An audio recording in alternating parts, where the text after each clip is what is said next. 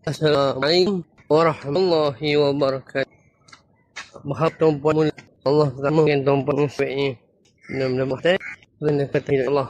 Kami ni hari 22 Mei 2026. Alhamdulillah, anda meneruskan. Assalamualaikum. Masih meneruskan saya terapi lagi untuk di HST Rehab.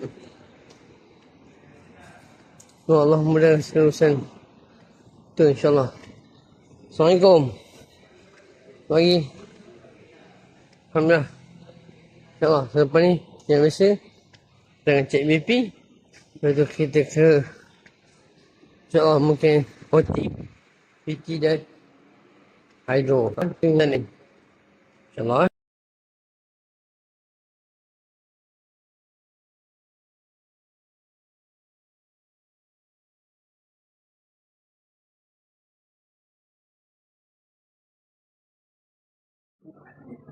Yang biasa tak B. Kemudian Cikgu Nabila. Ingat pun. InsyaAllah. Tengok sikit lah. Ingat.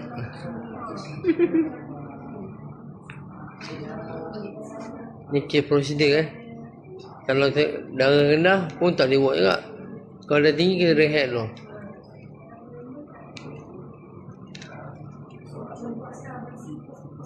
Ingat, ingat. Okey.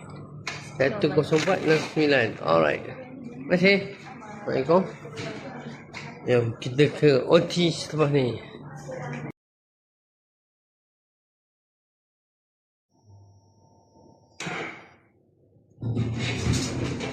Morning.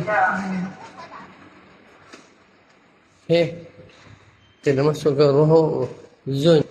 Tinggal satu untuk proses OT, occupational therapy. Macam bahasa Melayu ni cara kerja. Tengok siapa yang jadi. Dia kata yang 12.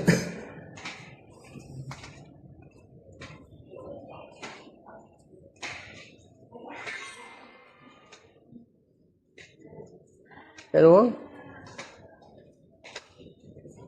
Tak ada orang. Assalamualaikum, boleh cek saya tak?